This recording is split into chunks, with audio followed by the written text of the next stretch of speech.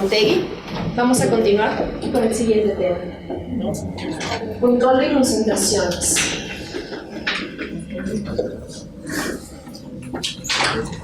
Control de concentraciones a cargo del economista Francisco Dávila y el abogado Gary López.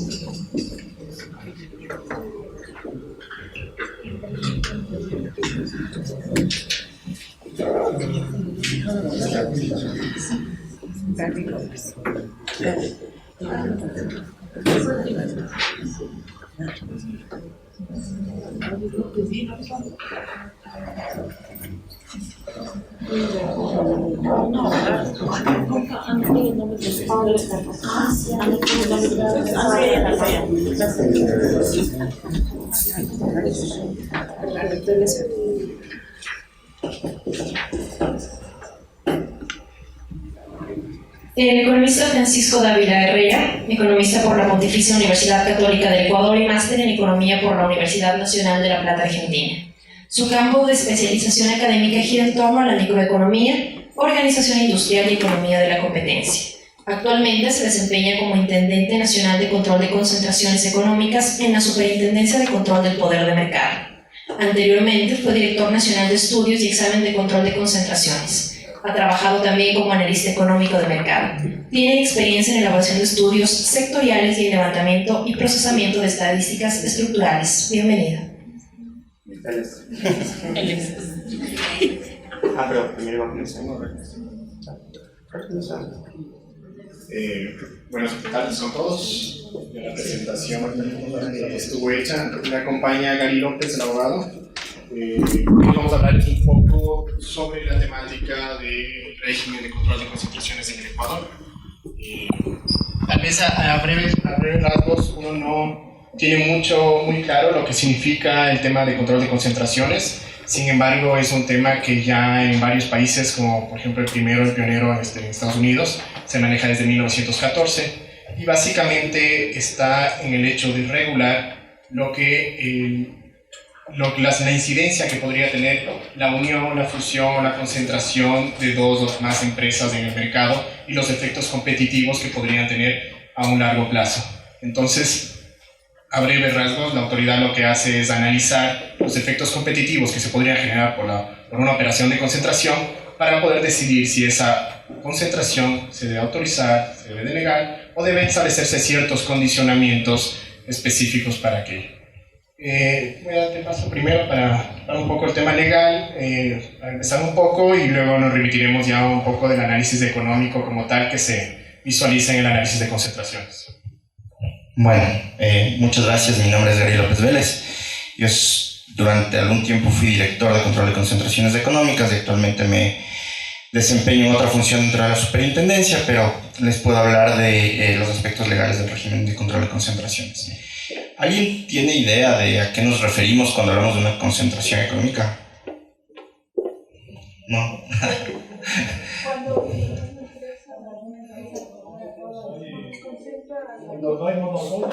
No. A ver, sí, un poco sí, porque se puede hablar de un nivel de concentración estructural en un mercado. Es decir, uno puede medir un mercado y puede medir cuán concentrado está ese mercado, dependiendo de algunos parámetros que Francisco ya les va a explicar desde el punto de vista económico. Pero una concentración económica también es un proceso mediante el cual dos competidores que son previamente independientes pasan a integrarse y a ser uno solo. Entonces, a diferencia de lo que ustedes han escuchado hasta ahora, el control de concentraciones no analiza conductas, sino analiza estructuras de mercado. Y es un análisis ex ante que hace la autoridad de competencia. De lo que les explicaba ahorita el doctor Pablo Carrasco y de lo que seguramente les explicaron en cuanto a uso de poder de mercado y acuerdos, ahí se analiza ex post el comportamiento de los operadores económicos, es decir, se analiza cómo, o sea, los hechos y el comportamiento, pero es ex post. Aquí nosotros, en cambio, analizamos ex ante, es decir, antes de que pasen las cosas. El control de concentraciones es un régimen mediante el cual la autoridad de competencia tiene que dar una autorización previa para la ejecución de una operación. Esta operación puede ser, o generalmente es de naturaleza mercantil, de naturaleza contractual también. Y entonces, aquí ustedes ven que, en general, deben haberles dicho ya, el derecho de la competencia impone un limitante a la autonomía de la voluntad, impone un limitante al derecho a la propiedad, impone un limitante a la libertad de contratación. Y tal vez aquí es uno de los aspectos en donde más notorio es ese limitante.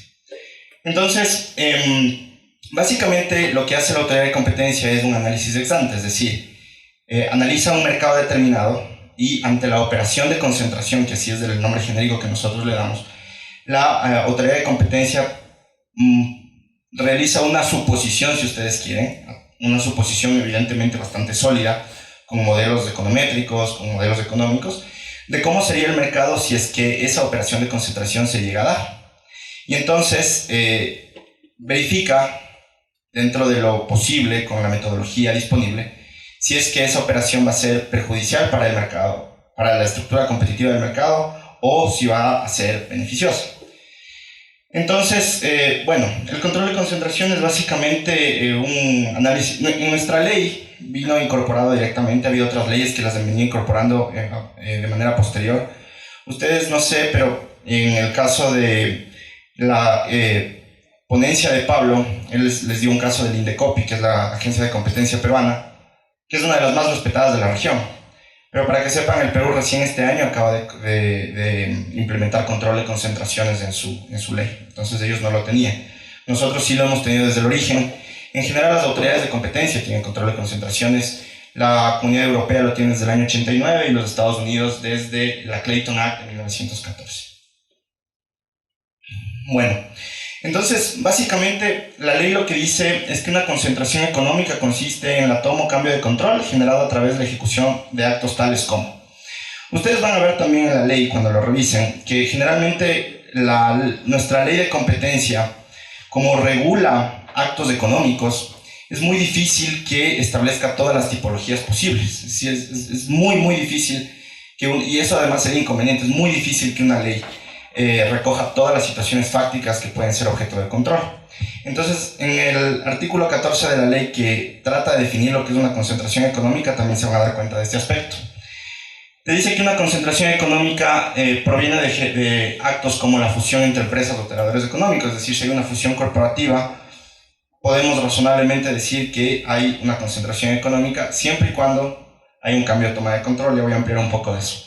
Y bueno, como ven, la transferencia de los efectos de un comerciante, la adquisición directa o indirectamente de la propiedad o cualquier derecho sobre acciones o participaciones de capital, es de un tipo abierto, la vinculación mediante administración común o cualquier, si ustedes se fijan en el literal, le dice cualquier otro acto o acuerdo o acto que transfiera en forma fáctica o jurídica a una persona o grupo económico o le otorgue el control o influencia determinante. Ustedes verán que se repite en este artículo el tema del control. Y eso tiene que ver con la conceptualización que yo les había dado antes. Una concentración económica es la integración de dos operadores económicos previamente independientes. Y esto va más allá de la forma jurídica en la que tenga la operación. Es decir, por ejemplo, solo volvamos un ratito. Pensemos que va a haber una fusión entre dos empresas. Tenemos la persona jurídica A y la persona jurídica B. Y estas personas jurídicas se van a fusionar. Puede ser una fusión por absorción o cualquier otro tipo de fusión. Si es que esas dos empresas previamente eran del mismo dueño, no estaríamos ante una operación de concentración, porque esas empresas no eran independientes entre sí.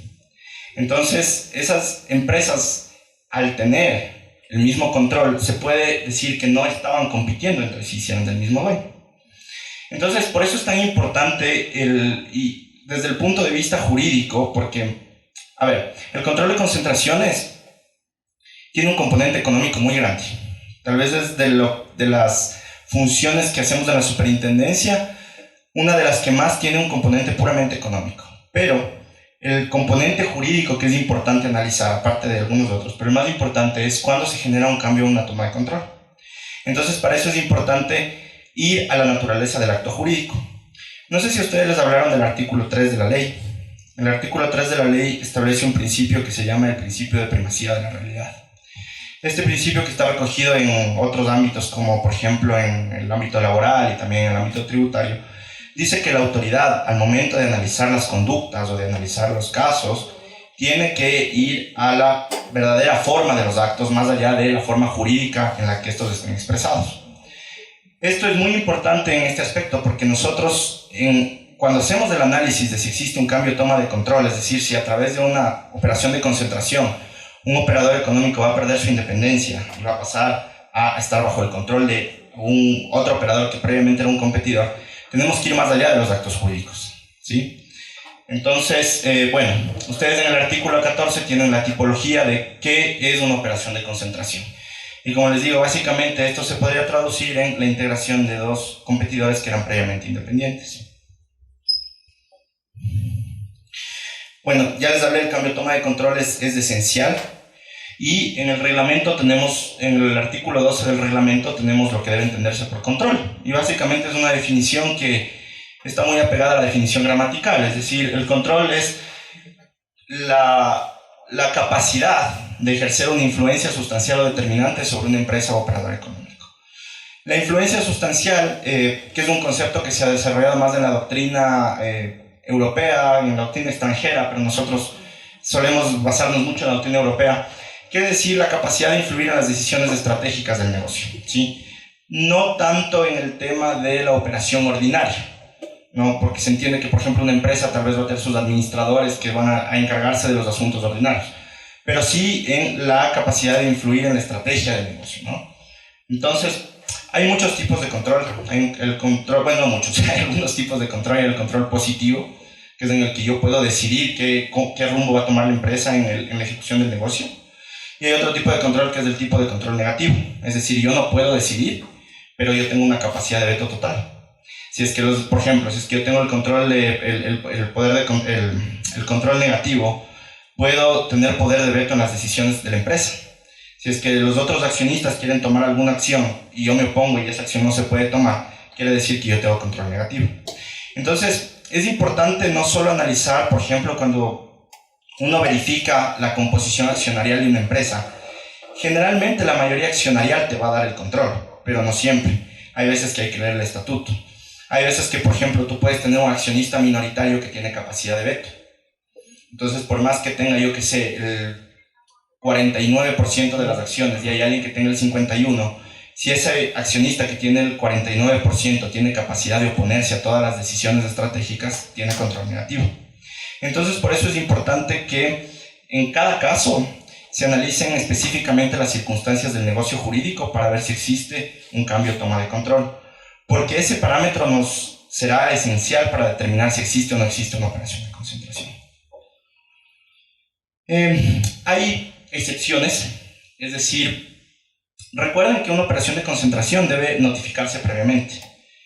Si yo voy a comprar otra empresa y esa compra de la empresa que yo estoy haciendo cumple con los parámetros de la ley, yo no puedo ejecutar ese negocio jurídico hasta que la superintendencia me autorice.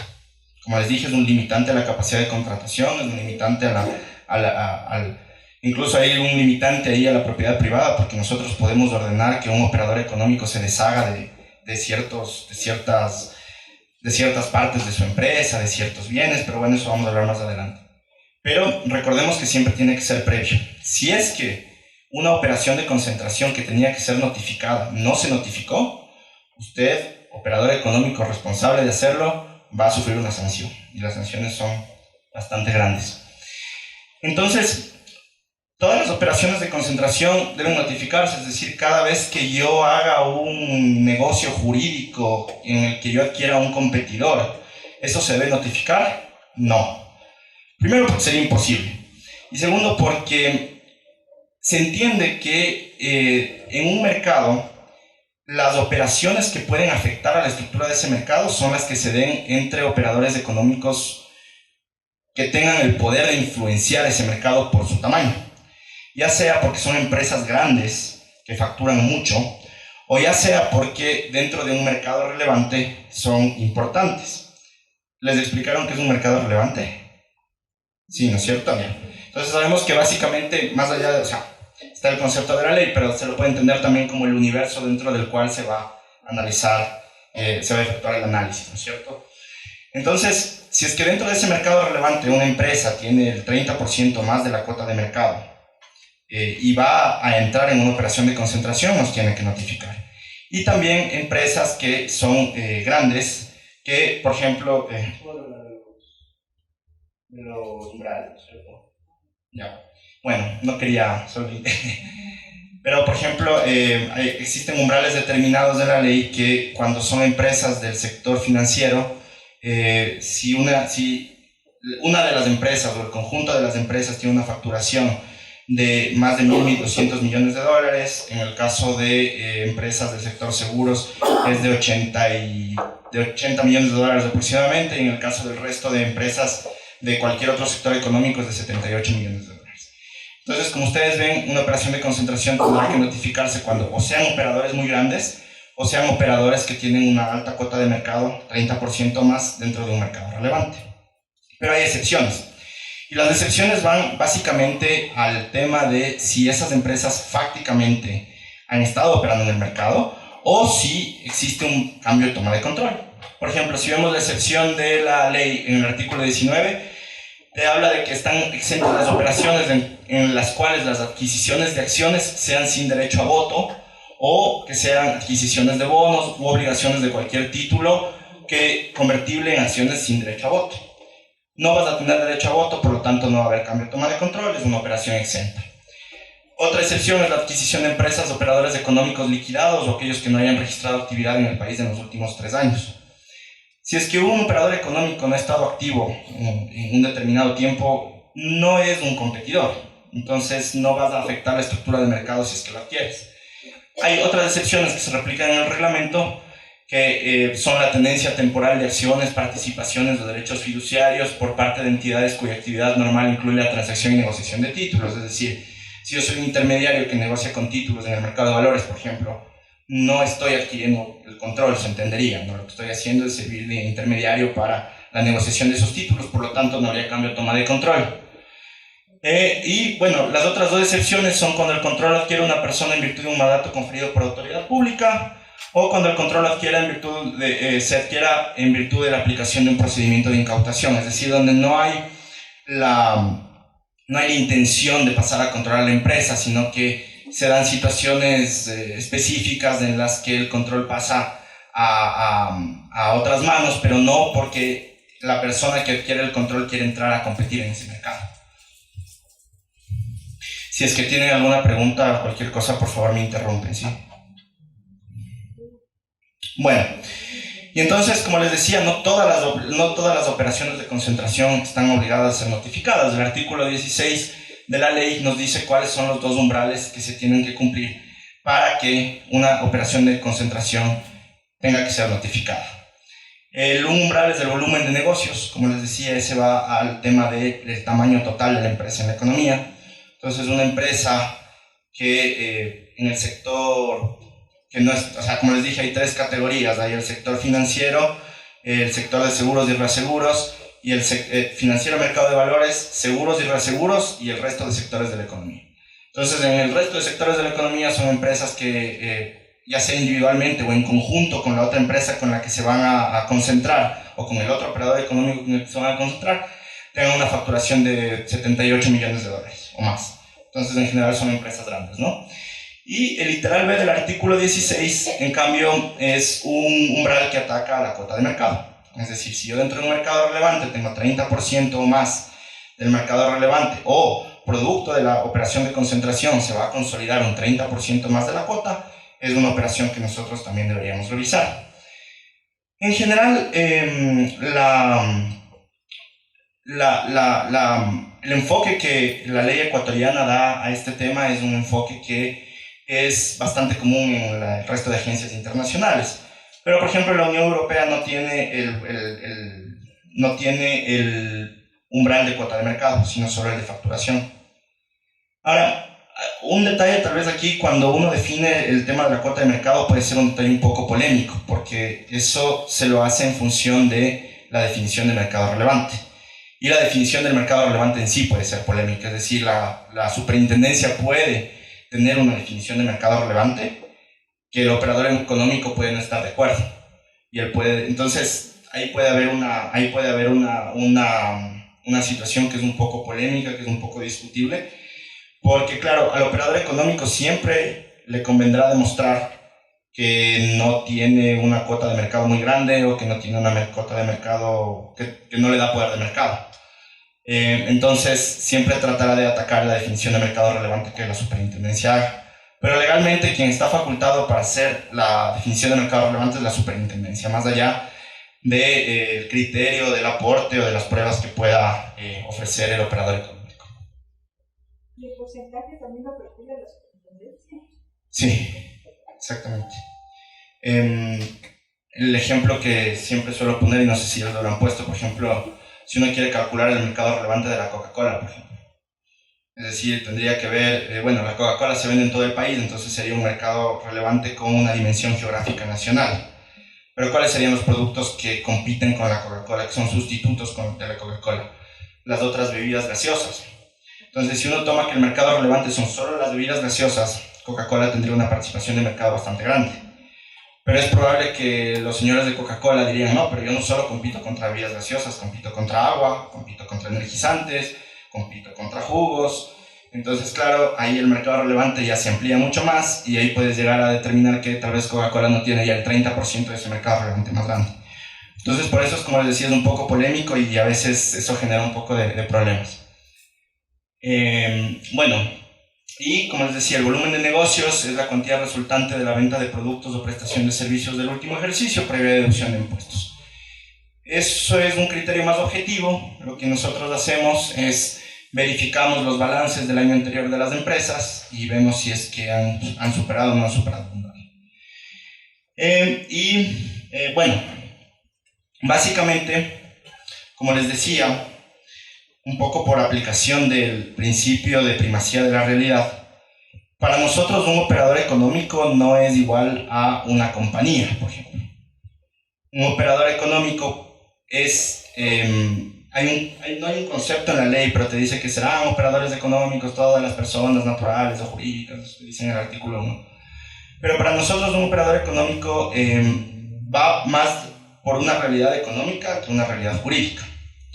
Entonces, si yo tengo un grupo económico en el que hay 25 empresas, para nosotros y para el análisis de concentraciones, ese es un solo operador económico. Es decir, no importa que, no sé, voy a decir el grupo económico de KFC, ¿ya? Ellos tienen un montón de empresas, pero para nosotros son un solo grupo económico, más allá de que ellos por estrategia de negocio o por lo que sea, no manejen con una sola persona jurídica su negocio, sino tengan varias. Pero al momento de, si es que por ejemplo una sola de esas empresas, tal vez la más pequeña incluso, de ese grupo, y adquiriría otra empresa, nosotros no solo sumaríamos el volumen de negocio de ese, porque no sería condiciente con la realidad económica de la transacción, sino sumaríamos esa empresa y todas sus empresas relacionadas. Entonces, si ustedes ven en el artículo 17 del reglamento, está cómo debe calcularse el volumen de negocios. Entonces, ahí van a ver el operador económico en cuestión. Es un poco complicada la lectura de ese artículo, pero el operador económico en cuestión, sus matrices, sus subsidiarias, sus operadores relacionados. Entonces, eso es otra cosa que ha sido un poco polémica en lo que nosotros hemos tratado cuando estamos ante un grupo económico y cuando no. Porque dependiendo de eso, hay operaciones que deberían ser notificadas y otras no. ¿Okay?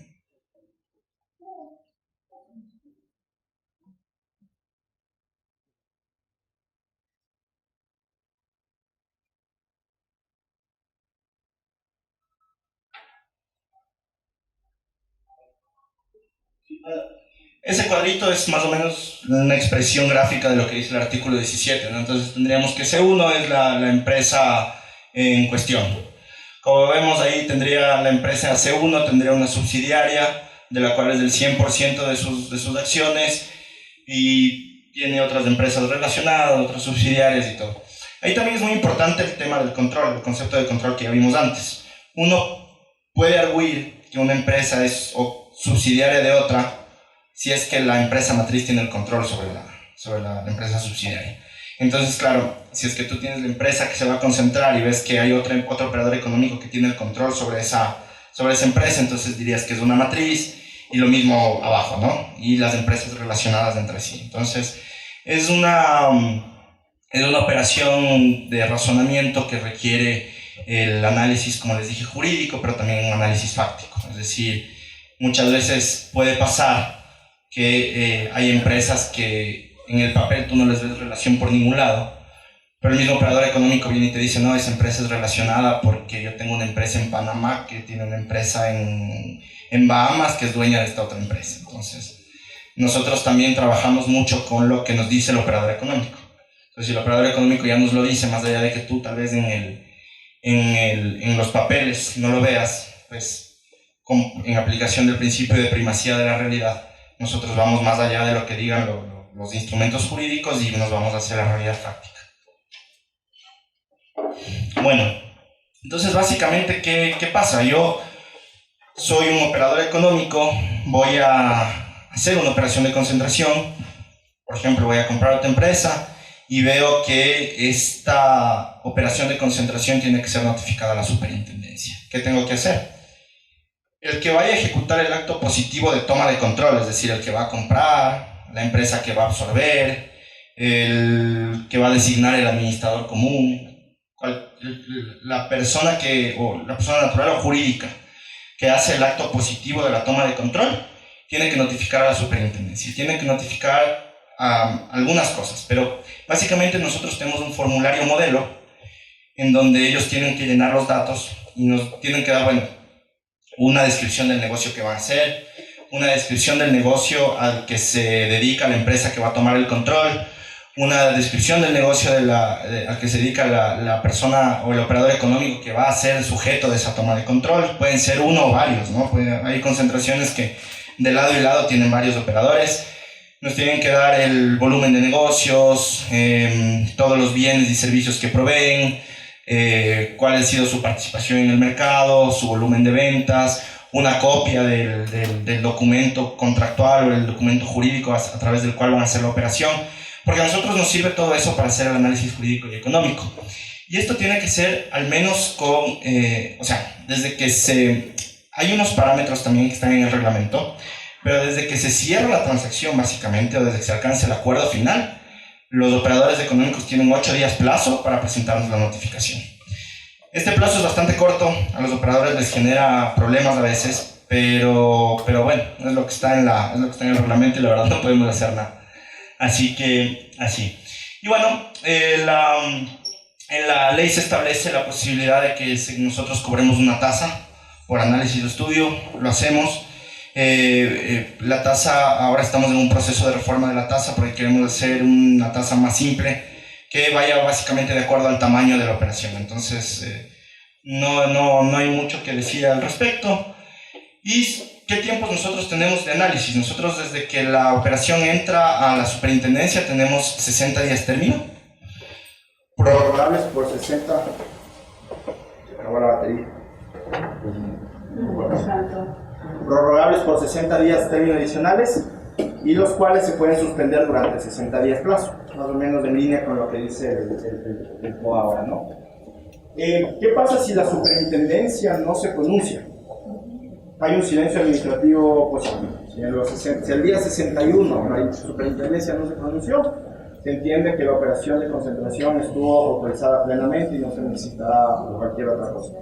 Eso es muy grave si es que, por ejemplo, era una operación que iba a generar problemas en el mercado y que la superintendencia la tendría que haber negado, la tendría que haber condicionado, pero bueno, en general eso no debería pasar nunca, ¿no? Una vez que entra una operación de concentración al análisis de la superintendencia, ¿qué puede hacer? Puede hacer 3 cosas: autorizar, subordinar el cumplimiento de condiciones o denegar la autorización. Autorizar es lo que pasa en el 90% de los casos probablemente, porque en general es muy difícil prever cuándo una operación va a generar efectos negativos en el mercado. La verdad que, por ejemplo, cuando ahora estaba en el debate en el Perú de si implantaban o no implantaban el control de concentraciones, los críticos decían que básicamente el control de concentraciones termina siendo un juego de adivinancia, porque básicamente es tratar de adivinar qué va a pasar en el futuro. Y eso es un poco cierto, pero también es cierto que el análisis se hace a través de instrumentos muy sólidos. Y bueno, Francisco va a explicar el análisis económico, que eso la verdad ya es un campo mucho más técnico. pero básicamente el 90% de las operaciones o más a veces no se autorizan. La segunda opción es subordinar al cumplimiento de condiciones. La superintendencia puede decirte, ok, ejecuta la transacción, pero previamente haz esto. Por ejemplo, vende una de las ramas de tu negocio, o de toda la empresa que querías comprar, no compres toda la empresa, no compres esa sección de la empresa, o vende una fábrica, o deshazte de estos bienes, porque de esa manera se entiende que las preocupaciones que la superintendencia tiene se van a mejorar. ¿Cuál es la proporcionalidad y cuál es la naturaleza y cuál es la proporcionalidad de esos condicionamientos? Pues no hay muchas pistas en la ley. Básicamente la ley lo que te dice es que puedes poner condiciones estructurales que van a atacar la estructura del negocio, es decir, vas a comprar, yo qué sé, vas a comprar esa empresa automotriz, perfecto, pero no compres la sección de los 4x4, porque en el mercado de 4x4 la superintendencia encuentra que hay un problema, entonces compra toda la empresa menos esa división de la empresa. O puede irse por medidas conductuales. Las medidas conductuales en general suelen ser menos efectivas, no se prefieren a las medidas estructurales, pero las medidas conductuales pueden ser, por ejemplo, dame un reporte de cada 6 meses de cómo se está comportando el mercado, o no sé, cualquier cosa que se imagine. ¿Cuál es la proporcionalidad? No se ha definido, pero yo sostengo la teoría de que si ustedes ven el artículo 15 de la ley, el artículo 15 te dice que solo se podrán imponer condiciones cuando la superintendencia verifique que va a existir un reforzamiento del poder de mercado que podría deteriorar las condiciones competitivas del mismo. Entonces, para mí hay una base que es el mercado como estaba ex ante. Es decir, yo tengo ahora una foto del mercado antes de que se realice la operación de concentración. La operación de concentración va a generar ciertos cambios en la estructura de ese mercado. Y esos cambios van a generar un reforzamiento del poder de mercado. Creo yo que la proporcionalidad lógica y el límite lógico es el cambio, es decir, el cambio entre lo que había y lo que va a haber después. Creo que en esa medida es que tú puedes imponer las condiciones estructurales y las condiciones conductuales. Porque si tú vas a tratar de cambiar una estructura de mercado a través del análisis de operación de concentración, al operador económico le sale mejor no hacer la operación. Es decir, si hay un operador económico que tiene, yo que sé, una cuota de mercado, para hablar en términos más ejemplificativos, una cuota de mercado de 60%, y con la operación de concentración va a subir a una cuota de mercado de 70%, y tú determinas que eso es un problema, no le puedes poner una condición estructural que le baje la cuota de mercado a menos del 60% que tenía. Porque si no, para el operador económico no es lógico hacer la operación y prefiere dejarla sin efecto. Los operadores económicos, como cualquier petición en la administración, pueden dejar sin efecto, no pueden desistir del proceso en cualquier momento. ¿Qué se analiza cuando se van a tomar estas decisiones? Pues como les decía, el estado de la competencia, es decir, cómo está el mercado actualmente sin que la operación de concentración se haya llevado a cabo.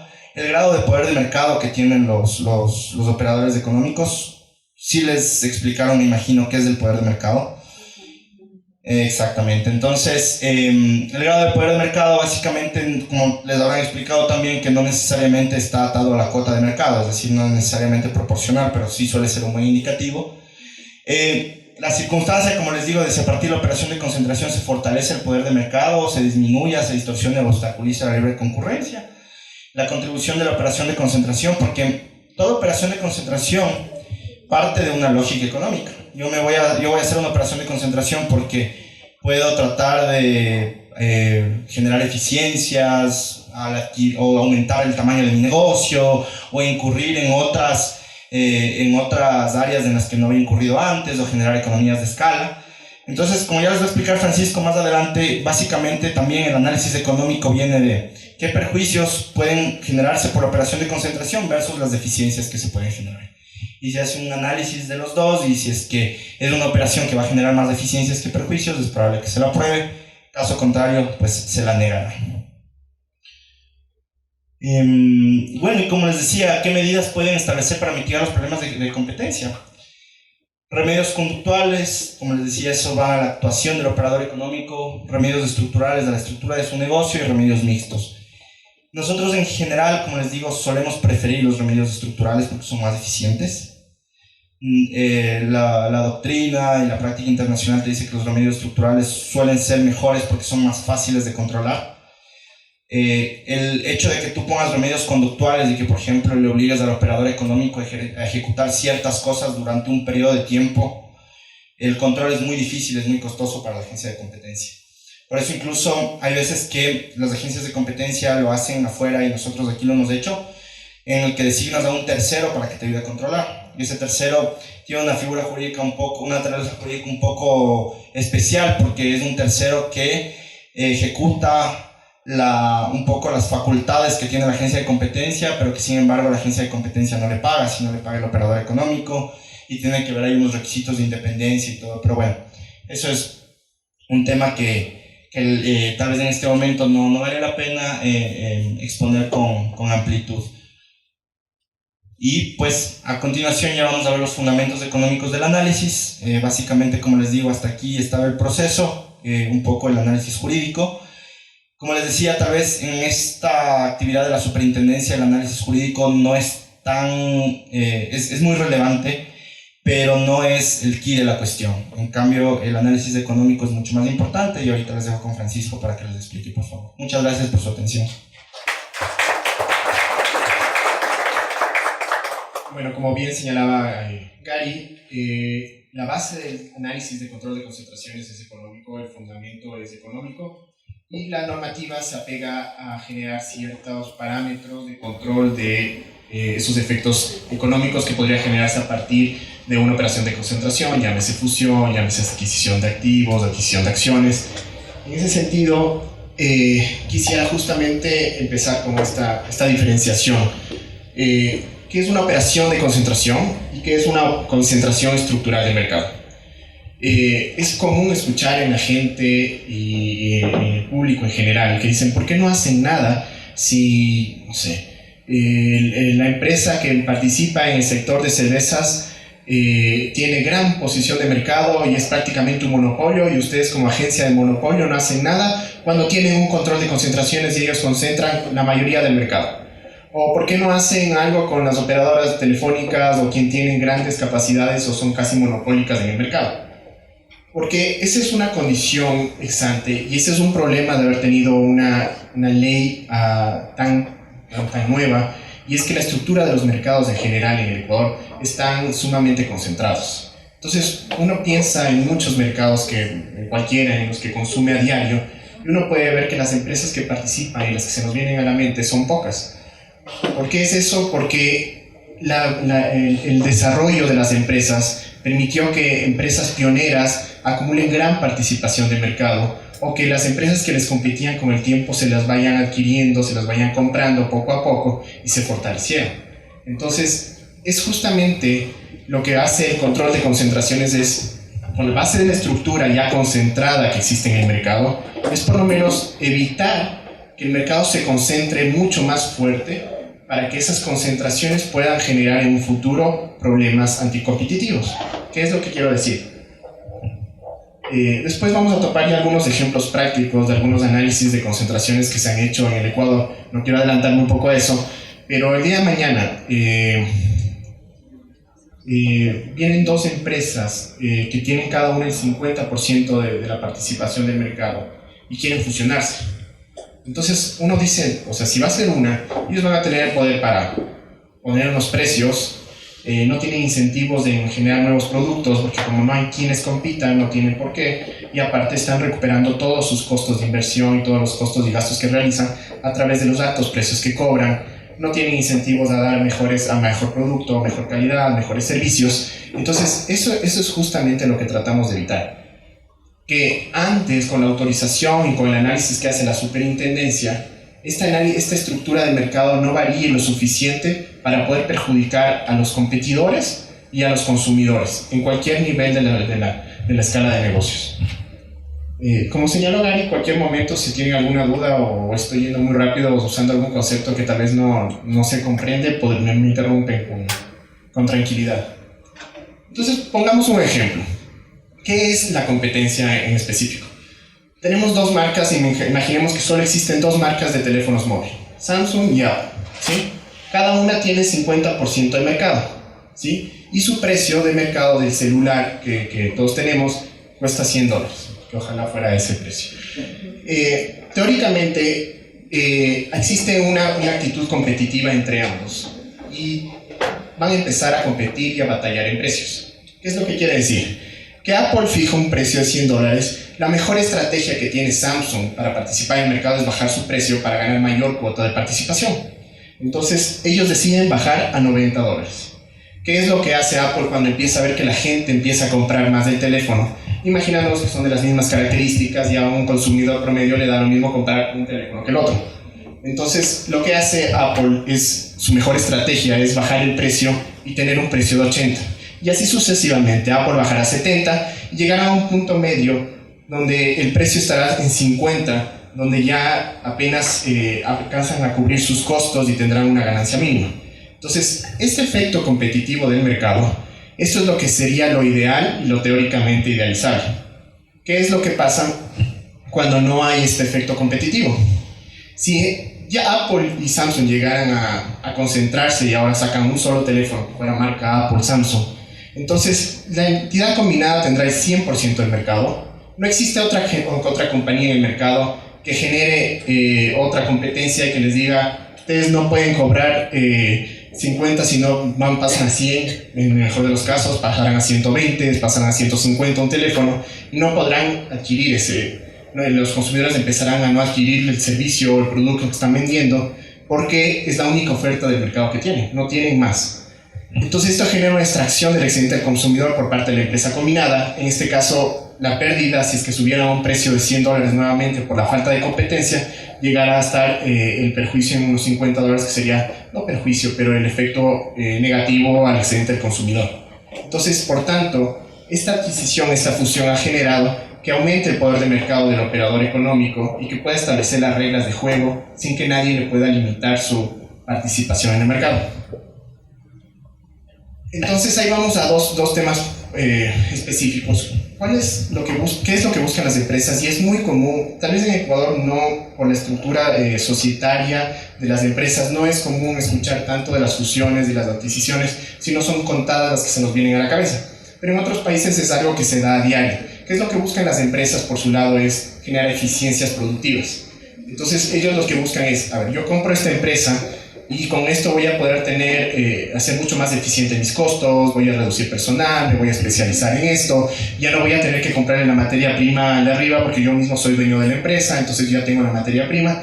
Y en general hay muchas operaciones de concentración que son eficientes y son productivas, no solo para las empresas, sino también para el consumidor. Porque esas eficiencias que se pueden generar a partir de una operación de concentración, y cuando hablo, pero vuelvo a repetir, cuando hablo de operación de concentración como genérico me refiero a fusiones, adquisiciones o cualquier unión de dos o más empresas. Ese tipo de actividades lo que va a generar es que el consumidor también se vea reflejado en él, porque va a poder acceder, tal vez como en el ejemplo de los celulares, a un celular que ya no cuesta 50, sino 40, porque fueron mucho más eficientes las empresas participando en conjunto, que tratan de seguir siendo competitivas con las otras del mercado y tratan de generar un bien que sea de mejor calidad y que sea a menor precio. Vuelvo a decir, muchas de estas cosas son teóricas. Cuando llegamos a la aplicabilidad de los mercados, estas cosas cambian y hay muchas incidencias de las mismas y cosas que poder considerar. ¿Qué tipo de integraciones son las que existen? Existen tres tipos de integraciones o de concentraciones en el mercado. Este es un cuadro básicamente que ejemplifica eso. Tenemos la empresa A, y estoy poniendo un ejemplo netamente del mercado cemento. El cemento se hace con una materia prima que se llama clinker. El clinker y mezclado con algunas otras cosas es lo que se genera el cemento. Entonces eso se extrae de las canteras y hay una empresa extractora que es la empresa A que extrae clinker. Hay tres empresas cementeras que producen el cemento y hay una empresa C que es la que produce con ese cemento el hormigón. Entonces, y ponemos acá en azul una empresa F que produce aviones, otra cosa totalmente diferente. ¿Qué es lo que nos permite la ley? La ley nos dice, ustedes pueden analizar, nosotros en Ecuador tenemos dos tipos de análisis. Podemos analizar las concentraciones horizontales, las concentraciones verticales. ¿Cuáles son esas? Las horizontales son cuando la empresa D que produce cemento se va a fusionar con la empresa B o con la empresa E. Es a un nivel horizontal, es decir, entre competidores. Y una integración vertical o concentración vertical es cuando se adquieren los que son parte de una misma cadena de valor. Es decir, la empresa de extractora de clinker, la de la materia prima, se va a fusionar o va a ser adquirida por la empresa que produce cemento. O la que produce cemento va a adquirir la que produce hormigón. En ese caso estoy en la misma cadena en forma vertical haciendo la adquisición y por eso se llama integración vertical. ¿Qué tipo de operaciones no analizamos en el Ecuador? Las operaciones de conglomerados, entendiéndose como operaciones de conglomerados cuando se unen dos empresas que están en dos segmentos totalmente diferentes. En este ejemplo, cualquiera de las empresas amarillas o tomates se va a fusionar con una empresa de aviones donde los efectos competitivos no existen a nivel teórico, porque que yo tengo una empresa de cemento y que tengo una empresa de aviones, la estructura del mercado sigue igual porque no tiene ningún tipo de influencia la una sobre la otra. Sin embargo, eso es un tema. A nivel internacional ya las legislaciones van cambiando y ahora se están analizando ya también las operaciones de conglomerados. Porque aunque parezcan en este ejemplo dos temas totalmente diferentes del hormigón y los aviones, hay casos en los que parecerían mercados totalmente aparte, pero que terminan teniendo cierta incidencia. Se ha dado, por ejemplo, con temas de empresas que se dedican a alguna actividad económica y otras empresas que se dedican a otra actividad económica. Pero cuando uno pone a pensar, la información que tiene esta empresa le genera cierto poder de mercado a la otra, porque tiene bases de datos de usuarios, de consumidores y algunas cosas que, siendo no parte del mismo negocio, sí podría generar un efecto anticompetitivo y esto le estaría dando cierta ventaja competitiva sobre otros operadores que no cuentan con esa información. Bueno, en tema del mercado relevante no voy a ahondar mucho porque entiendo que ya lo revisaron en las anteriores exposiciones.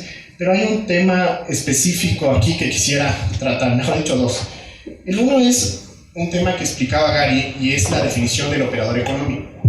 Entonces, a efectos competitivos, a efectos del análisis de concentraciones, un operador económico no necesariamente es una empresa. Entonces, pongamos el ejemplo de la empresa A y la empresa B. La empresa A produce carros, que es un ejemplo que a mí siempre me suele poner, y aviones. Y la empresa B produce carros. Digamos, la empresa B va a adquirir a la empresa, no va a adquirir a toda la empresa A, no va a adquirir ni se va a fusionar con la A ni le va a adquirir. Lo único que le dice es, hey empresa A, véndeme tu producción de autos, véndeme las máquinas con las que tú haces los autos, dame todo lo del know-how, dame, ¿cómo se llama? Dame las patentes, dame todo el tema que me dé la propiedad intelectual sobre tus carros. Perfecto, entonces en este caso la empresa A va a seguir existiendo y va a ser una productora de aviones y la empresa B va a tener los dos temas de carros, lo que tenía la A y lo que tiene la B. En este caso uno podría pensar y decir, pero no está comprando la empresa, no se están uniendo, pero sí está desapareciendo en el mercado. Este competidor que era el competidor A en carros, en el mercado de carros, sí está desapareciendo. Entonces, en este caso es una operación de concentración que tal vez no sea tan fácil o visualmente porque no desaparece la empresa jurídica, no desaparece la sociedad jurídica, sino que la actividad que ellos realizaban y que le hacía competencia a ya no va a existir. Diferente es cuando, y tuvimos alguna consulta alguna vez en el tema de cuando uno vende carteras a nivel financiero. Es diferente cuando yo estoy vendiendo todo el tiempo cartera de un banco al otro, yo estoy vendiendo cartera todos los días, porque eso es común entre los bancos. Pero es diferente cuando, por ejemplo, el IESE le vendió toda la cartera de crédito educativo al Banco del Pacífico. Entonces, el IESE dejó de ser un competidor que daba créditos educativos y toda esa cartera y desapareció del mercado y toda esa cartera de activos pasó a manos del Banco del Pacífico. En ese caso sí se configura una operación de concentración porque está desapareciendo ese operador económico que no existía en el mercado, Eso es como una percepción de lo que es un operador económico en temas de concentraciones. Luego, si es que vamos a analizar netamente el tema del mercado relevante, entiendo que, como se les explicó antes, el mercado relevante básicamente es el producto, ¿sí? Y los sustitutos ¿sí? Y todos los competidores que tienen ese producto o sustitutos. Eso es lo que forma un mercado relevante. Entonces, todo lo que puede ejercer competencia, si haciendo un análisis yo demuestro que a mí como consumidor promedio me da lo mismo consumir una gaseosa que consumir un agua, entonces el que suba el precio de la gaseosa me incentivará a mí a tomar más agua, porque el agua me genera el mismo beneficio y tal vez tiene un precio menor. Pero ahí es interesante. Por ejemplo, hemos hecho algunos análisis en los que hemos demostrado que el agua y la gaseosa no son sustitutos.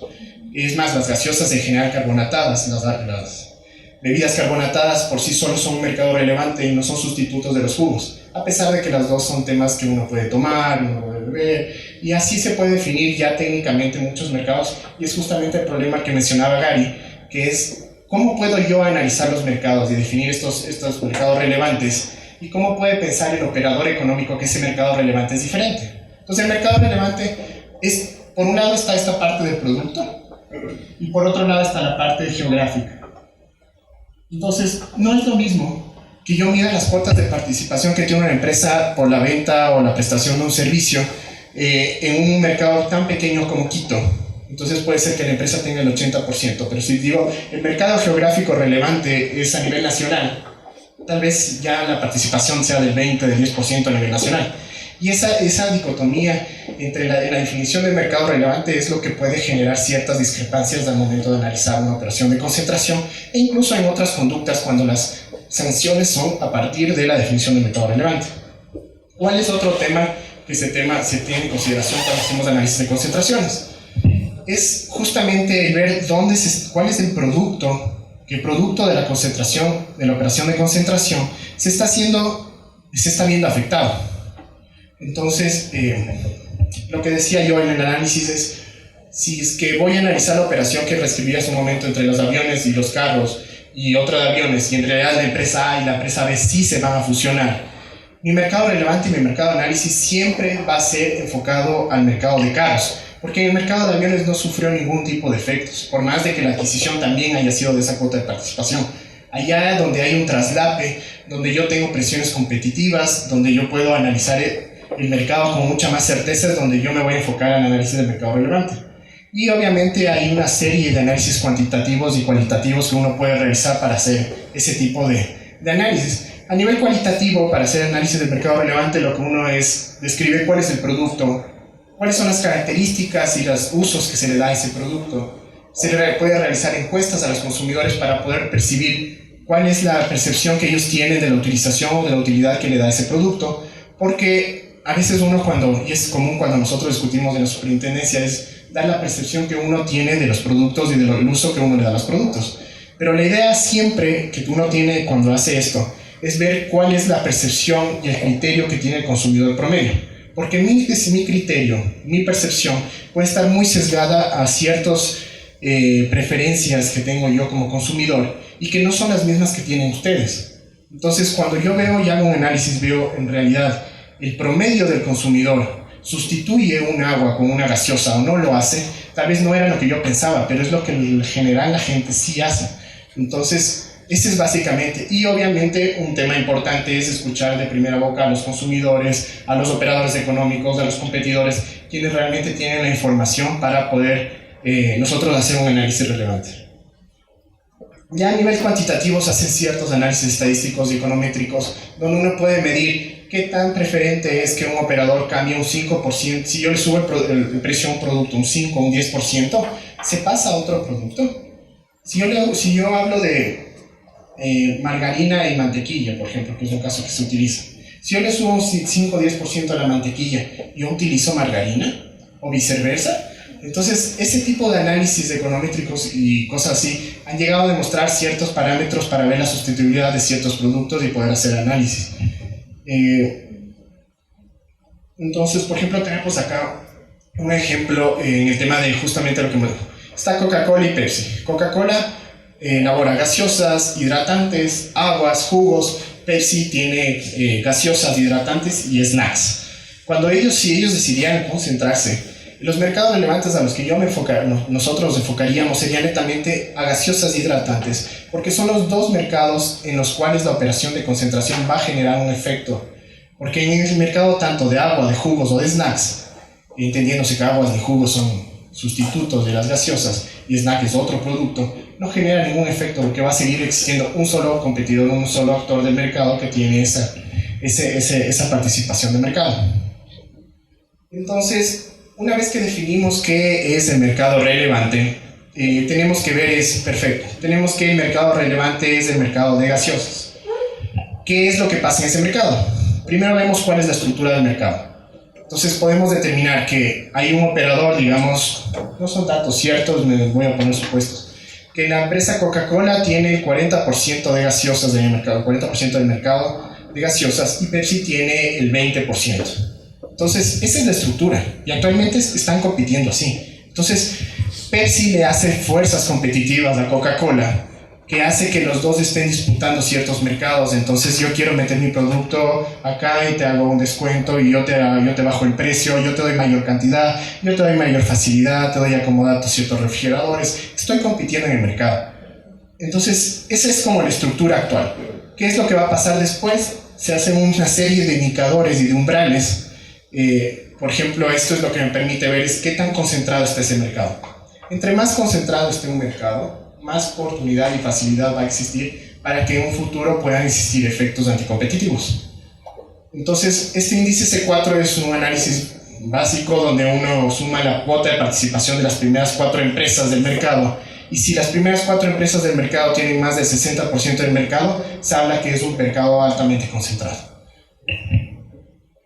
Este es otro tipo de índices básicos en temas de competencia que se llama el índice HHI, que viene de las iniciales de índice Hirschman-Herfinda, con facilidad de pronunciación, obviamente es del HHI. Y lo único que pide es ver justamente, analizar unas cuotas de mercado, es decir, esta es la estructura actual, es un mercado concentrado, moderadamente concentrado o no es concentrado, y una vez que se da la operación de concentración, ¿qué tan concentrado se volvió? ¿Cuál fue la variación en la concentración? ¿Se volvió mucho más concentrado? Tal vez la variación fue mínima, y eso permite generar ciertas alertas o puntos rojos que nos dicen a nosotros como autoridad: hey, esta operación de concentración puede generar efectos anticompetitivos.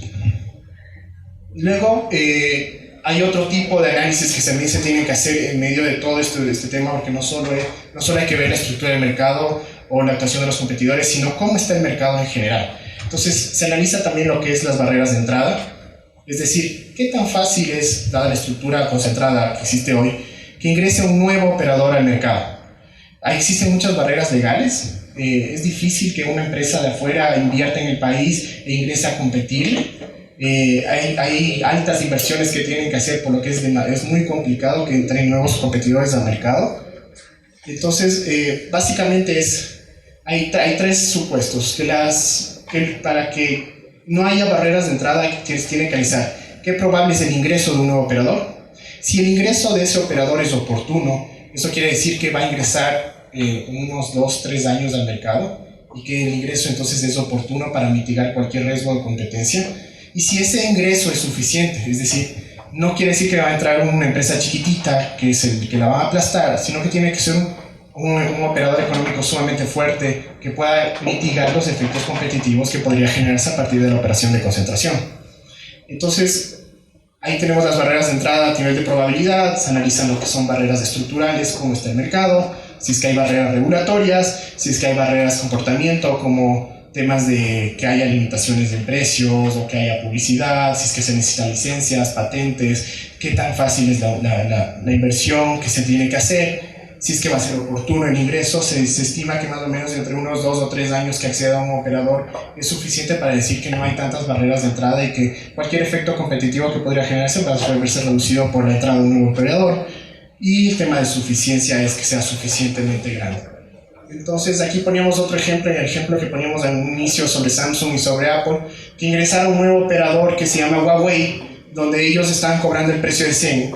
El operador que ingresa a Huawei va a generar esas presiones competitivas para que ellos otra vez empiecen a competir y otra vez se bajen los precios del mercado.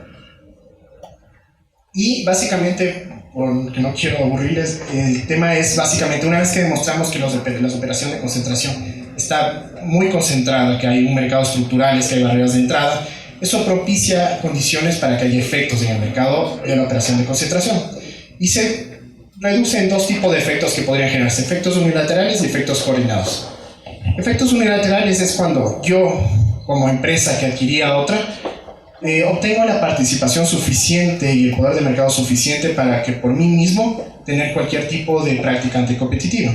Es decir, yo puedo subir los precios, tengo una situación monopólica o oligopólica que me permite a mí afectar cualquier condición del mercado porque todas las empresas me siguen a mí.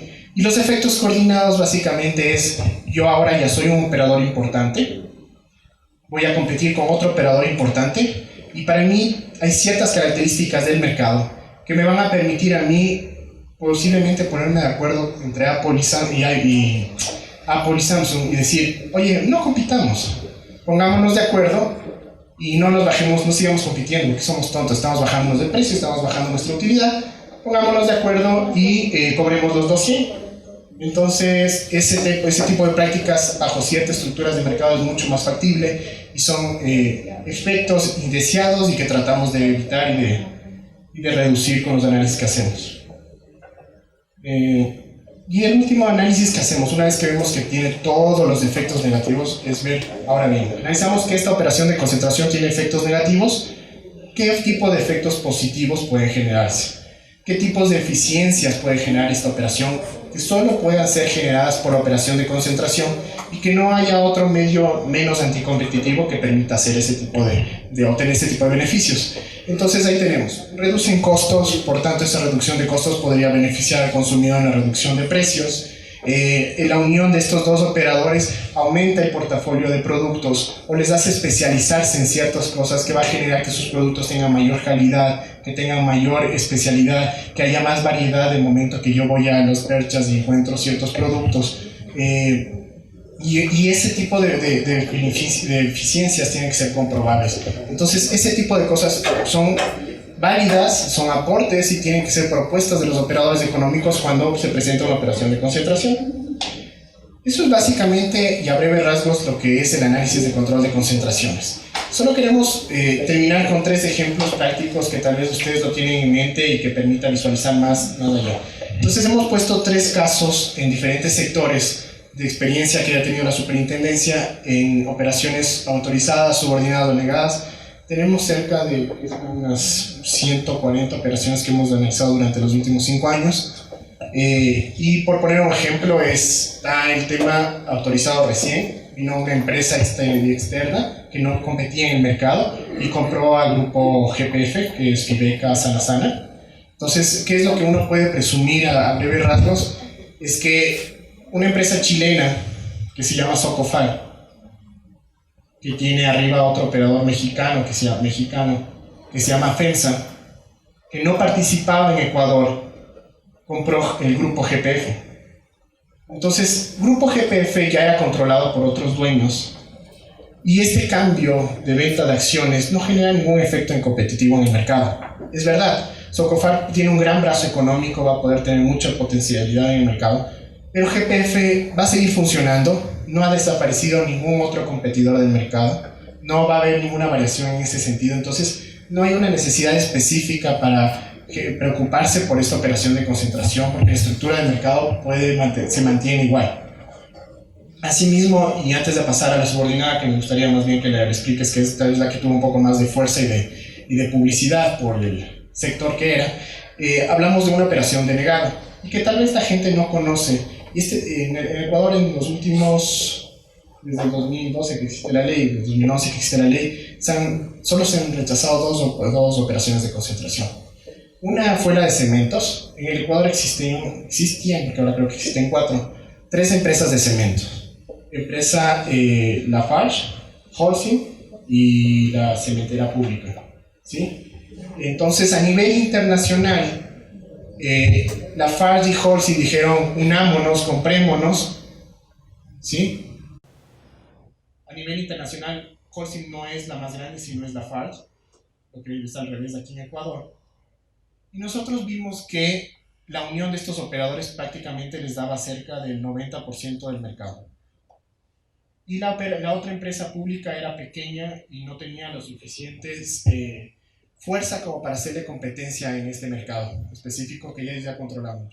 Entonces lo que se vio es que no había un tipo de remedios, lo que se llama, que se utiliza en temas de los condicionamientos, no había ningún tipo de remedios suficientes para permitir que esta operación se genere aquí en el Ecuador y si no se generen efectos competitivos. Entonces, lo que se le pidió al operador, y el operador, como ya sabía que esto se venía, ellos mismos presentaron a la autoridad y dijeron, bueno, en el Ecuador, afuera incluso se llama ya Holcim Lafarge, ya no se llama ni Holcim ni Lafarge, se unieron, los dos unieron, se llama Holcim Lafarge, y en el Ecuador se vendió Lafarge. Entonces nunca se dio la adquisición. Lafarge tuvo que ser comprada y vendida a otro operador económico, se llama UNACEM, es un grupo peruano. Entonces la estructura del mercado con el rechazo no varió, hubo nuevos competidores, se sigue manejando, e incluso cuando uno hace el análisis posterior, uno mira qué tan importante fue esta decisión, porque no contrario a generar efectos anticompetitivos, generó que el mercado se desconcentre aún más. Ahora las cuotas de mercado, este operador que era más pequeño tiene cerca del 20% del mercado, y entre estos dos se dividen el otro tiempo, el otro porcentaje, y generalmente se encuentra en un mercado que ahora está mucho más competitivo, que están tratando de esforzarse de lanzar nuevos productos del mercado para competir y para ganar ciertas zonas de mercado donde antes eran mucho más fuertes. Y el último ejemplo que quisiéramos topar es el tema cervecero, la fusión cervecera que se sonó y tuvo cierto impacto y que tuvo ciertos remedios y ciertas cosas que me gustaría más bien que le explique. Gracias. Muchas gracias. Estaba viendo ahorita el cuadro y estaba pensando que no solo son estos tres únicos resultados que se pueden ver a través del análisis, hay un cuarto resultado que también nos ha pasado, y es decirle al operador económico que la operación no es una operación de concentración que tenga que estar sometida. Porque puede pasar que ellos piensan que hay un cambio de toma de control y no lo hay, o que el mercado relevante ellos lo definen y nosotros definimos otro mercado relevante y en ese mercado relevante no hay compra de mercado. Voy a tratar de ser lo más rápido posible y lo más didáctico posible, así que voy a simplificar mucho el caso. Pero básicamente al 2015, al 2015 teníamos en el mundo dos cerveceras. La más grande del mundo era AB InBev y la segunda cervecera más grande del mundo era SABMiller. ¿Ya? Y estos señores tenían sede en Bélgica y estos señores tenían sede en Londres porque eran una fusión de una cervecera sudafricana con una británica. Y estos señores hicieron un día un contrato en Londres y decidieron que esta le iba a comprar a esta. ¿Cuál era el problema para nosotros? Que SABMiller era dueña de Cervecería Nacional. Cervecería Nacional tiene Cervecería Nacional, otra empresa que se llama Dinadec, que se encarga de la distribución, y en esa época tenía otra empresa que se llama Cernit, que se encargaba de producción de arroz, porque en algún momento quisieron experimentar hacer cerveza de arroz. Pero bueno, básicamente para nosotros, como les dije, era un solo grupo, entonces no importó. Y AB InBev tenía una empresa que se llamaba Ambev Ecuador. Cervecería Nacional, voy a dar cifras aproximadas, tenía más o menos el 95% del mercado cervecero ecuatoriano. AB InBev tenía el 3% y el otro 2% estaba dividido entre importadas y otras cosas. Entonces, aquí hay un aspecto súper importante porque si ustedes leen el artículo 1 o el artículo 2 de la ley, te dice que la ley tiene una aplicación extraterritorial, porque te dice que estarán sujetos a la ley los operadores económicos que operen en el territorio ecuatoriano o que operen afuera, pero cuyos efectos se sientan en el territorio ecuatoriano. Entonces, claro, en este caso fue fácil porque vinieron los señores de AB InBev y nos notificaron, pero nos hemos preguntado nosotros, y de hecho pasó. Por ejemplo, cuando hubo hace unos años la integración entre Google e Instagram, por ejemplo. Es una operación que efectivamente tiene efectos aquí en el Ecuador, pero nunca nos la notificaron. ¿Qué pasa si mañana Facebook se fusiona con Twitter? No sé. Es una operación que probablemente tendría que ser notificada, pero ¿cómo hacemos nosotros el enforcement? ¿Cómo hacemos el control? Le mandamos un oficio al señor Mark Zuckerberg, le decimos, ¿sabe qué? Designe casillero judicial en el término de 15 días. O sea, es un caso que puede sonar hasta chistoso, pero es real. Pero entonces el tema de la extraterritorialidad de la ley de competencia ecuatoriana es un tema muy, muy interesante si es que lo quieren estudiar. Pero bueno, en este caso, como digo, teníamos a Miller, que tenía Cervecería Nacional con el 95%, y AB InBev, que tenía el 3%. AB InBev tenía De marca tenía Brahma, tenía una marca que se llamaba Senda, otra marca que se llamaba Biela, importaba Budweiser, una parte lo importaba y otra parte la hacía aquí, y tenía una marca que se llamaba, no sé si existía esa marca, se llama Maltín, que competía con Pony Malt. Acá Cervecería Nacional tenía Pilsener Light, que aunque ustedes no lo crean, en ese momento, no sé si ahora era la segunda marca más importante de Cervecería Nacional. ¿Cómo? ¿Ah, sí? Bueno, en esa época era la segunda. Ahora es Club. Y tenía Pony Malt. Y no me acuerdo si importaba alguna, me parece que importaba una, Miller. Bueno. Entonces, básicamente ustedes tenían que, si es que no hubiera habido ley de competencia, no hubiera habido control de concentraciones, todas estas marcas hubieran pasado a ser de un solo operador económico. Entonces, bueno, nosotros hicimos el análisis para no complicar mucho la explicación. Esto ya era un problema, que todas las marcas de cervecería comercial o las más importantes estén en un solo operador económico. La cerveza además tiene un componente de fidelidad muy grande, es decir, todos sabemos la Pilsen es la cerveza ecuatoriana, es casi un símbolo nacional, y eso pasa con las otras cervezas de los demás países. Pero si ustedes ven, en todos los países las cervezas nacionales son dueñas de o Avinbev o de Heineken, o sea, son dueñas de las grandes transnacionales, ¿no? Y de hecho Pilsener no es ecuatoriana desde los 80, me parece. Pero entonces, claro, cuando tú tienes una fidelidad de la marca tan grande, eso en sí es una barrera de entrada. Es decir, Avinbev era la cervecería más grande del mundo, llegó aquí en Ecuador en el 2004, con todo su poder económico, metió publicidad, metió todo y nunca en verdad le pudo hacer competencia. Entonces, claro, aquí es un poco lo que Francisco decías, aquí tienes esa estructura de mercado. Entonces alguien puede decir, ya, pero ustedes qué están haciendo porque Cervecería Nacional tiene el 95% del mercado, deberían hacer algo. No podemos porque es una estructura de mercado que está ya dada, y si ustedes leen además las definiciones de la ley, te dice que la mera tenencia de poder de mercado no es algo malo, ni la adquisición tampoco es un delito, no es una infracción per se, siempre y cuando no se lo haga de maneras ilícitas y siempre y cuando ese poder de mercado no se utilice para restringir la competencia. Entonces, bueno, había otros problemas. Por ejemplo, Cervecería Nacional tiene uno de los sistemas más eficientes de distribución en el Ecuador. Ustedes pueden irse al pueblo más miserable del Oriente y van a encontrar que hay Cervecería Nacional. Entonces, ellos trabajan con Dinadec, que es una empresa subsidiaria del grupo, que tiene un sistema de distribución súper eficiente. Y entonces, claro, nosotros decíamos, bueno, hay que hacer algo al respecto. Entonces, primero, ¿cuál era la proporcionalidad? La proporcionalidad tendría que ser el poder de mercado. O sea, si es que tienes un operador que tiene el 95%, como les digo, los de la cuota de mercado es referencial, ¿no? El poder de mercado no se mide solo por cuota, pero es ejemplificativo. Y aumentar un 3%, probablemente lo que puedes atacar es de este momento de acá.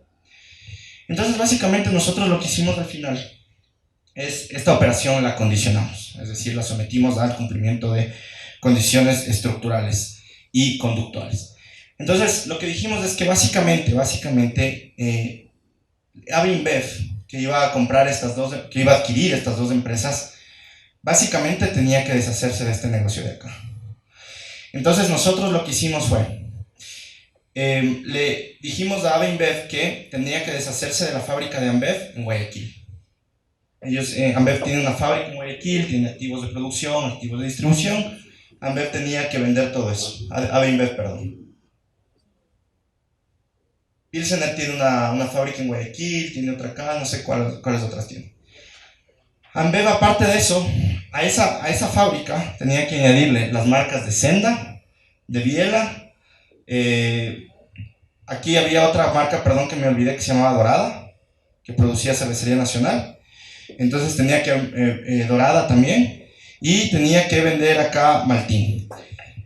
Quisimos que ellos le vendan también que ellos vendan la marca de Brahma, pero la Brahma es una marca muy importante para Avinbev porque es la marca brasileña. Avinbev tiene orígenes brasileños también, entonces es como una de las marcas más populares que ellos tienen.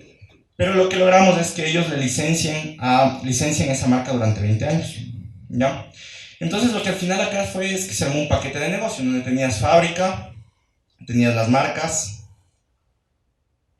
tenías los activos de producción y distribución, y además les dimos acceso, y todo esto iba a ser empaquetado en un solo negocio que tenía que ser vendido a un tercero. Y ese tercero que compra este negocio además iba a tener acceso a la red de distribución de Dinadec, porque era la red más importante. Como ustedes saben, era una de las cosas que hacía muy eficiente el negocio de Cervecería Nacional. Otra cosa que, entonces, solo para volver al tema que habíamos explicado, esto sería una condición estructural, es decir, tú estás atacando la estructura del negocio. No le estás dejando a la empresa adquirir todo el negocio, sino estructuralmente estás poniéndole, le estás obligando a estructuralmente hacer cambios. Le estás obligando a que se desprenda de una marca, le estás obligando a que se desprenda de unos activos, le estás obligando a que se desprenda de una fábrica, le estás obligando a que licencie una marca. Entonces, eso son medidas estructurales. Aparte de eso, nosotros le pusimos medidas conductuales también. Una medida conductual que le pusimos es que tenía que tener un límite de publicidad.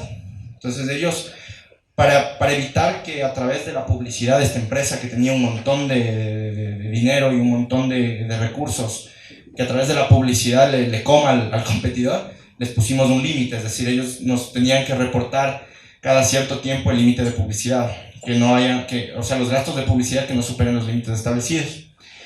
Aparte de eso, les pusimos también la obligación de compartir sus refrigeradoras en las tiendas, porque nosotros decíamos, a ver, si va el operador económico, el nuevo, y quiere poner sus cervezas en las tiendas, probablemente ahí en la tienda ya está la cerveza de Pilsen, no le van a dejar. Entonces les obligamos a que no les obliguen a los tenderos a no compartir eso. Al final esa condición después fue un poco cambiada, pero esa era la intención. Y aparte le dimos acceso a la red de distribución, como les decía, y mientras todo esto pasaba, mientras este paquete de negocios se vendía, AB InBev seguía siendo, o sea, si ya se concretaba la transacción a nivel internacional, AB InBev era dueña de estas dos. Entonces, mientras esto se vendía, íbamos a estar en presencia de un monopolio. Entonces, ahí lo que hicimos fue que ellos firmen un contrato, les obligamos a que firmen un contrato que se llama un hold separate, que es mantener separado, para que este negocio sea independiente. Entonces ellos para este negocio de acá tuvieron que nombrar un gerente, que era totalmente independiente de las decisiones de acá, y que nos reportaba a nosotros, no le reportaba a InBev. Y además que tenía que mantener el valor de las marcas, porque claro, hubiera sido muy buena táctica si es que ellos iban a vender todas estas marcas, comenzar a desprestigiarlas, comenzar a sacarlas del mercado, a darles mala publicidad. Entonces, la función de este gerente independiente que pusimos acá eran dos. Una, preservar el valor de las marcas, preservar el valor del negocio, y la otra es que este negocio compita con el de acá. Entonces, como les dije, en cambio, esas son condiciones conductuales. El tema de la publicidad es una condición conductual. El tema de este gerente independiente de acá es una condición conductual. Y eso es muy difícil de seguir. Es decir, nosotros hubiéramos tenido que estar todos los días ahí en la empresa viendo que este señor haga bien su trabajo y todos los días viendo que no gasten más en publicidad de lo que debían. Para eso entonces nosotros acudimos a una figura que la utilizan en la Unión Europea, que se llama un trustee manager o un agente de monitoreo, que nosotros le tradujimos así, que es una empresa internacional, una especie de auditora que nos ayudaba a controlar eso. Entonces esta auditora era independiente de AB InBev y nos reportaba a nosotros. Entonces, bueno, básicamente cuando ellos accedieron a cumplir esas condiciones que nosotros les impusimos, se autorizó la operación de concentración. Después, todo ese paquete se vendió a un conglomerado de empresarios ecuatorianos que se llamaba CEREC, que estaba compuesto de algunos empresarios famosos, el señor Michel Deller, el señor Miguel Abedrado, entonces era un conglomerado con recursos económicos, y ellos compraron y ellos comenzaron a hacer funcionar este negocio. La competencia era bastante complicada porque de entrada era un negocio muy chiquito, pero cuando esto salió a la venta, nosotros sacamos una especie de licitación internacional para este negocio. Hubo varias marcas internacionales interesadas, pero al final el operador que compró fue el operador que les digo, CEREC, que es un conglomerado ecuatoriano de empresas. Nos enteramos que a principios de este año, CEREC vendió la operación o vendió ese negocio a Heineken. lo cual es una buena noticia porque Heineken es una empresa internacional y era la tercera más grande del mundo en ese momento, ahora es la segunda más grande del mundo. Así que esperamos que Heineken, con todos los recursos, con sus marcas globales, con toda su experticia en el negocio, pueda hacerle competencia a Cervecería Nacional. Pero entonces, ahí ustedes ven que es importante, porque si es que no hubiera habido una ley de competencia, si es que no hubiera habido un control de concentraciones, simplemente ahora casi tendríamos un monopolio cervecero y nunca se hubiera podido controlar eso. Entonces, más allá de las críticas que se pueden hacer al control de concentraciones, de que se trata de casi un ejercicio de predicción del futuro, sí es un instrumento importante para controlar las estructuras de los mercados. Así que esta es una operación, la verdad, que a nosotros nos llevó mucho trabajo, mucho análisis, y es un caso muy interesante que ha sido estudiado en otros países y sigue siendo una constante referencia. ¿Tienen alguna pregunta, tal vez? Bueno, de parte mía y de parte de Francisco les agradecemos, sé que estamos cansados, sé que esta explicación fue mucho más económica, pero estamos a las órdenes. Sí, por favor, con cualquier consulta.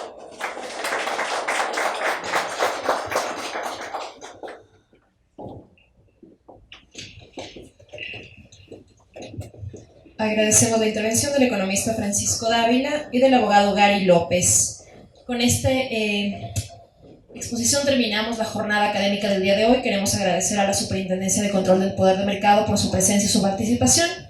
No se olviden que la próxima semana tenemos el módulo final con el Servicio Nacional de Derechos Intelectuales. Por favor, igual de 9 a 5 de la tarde. Muchas gracias.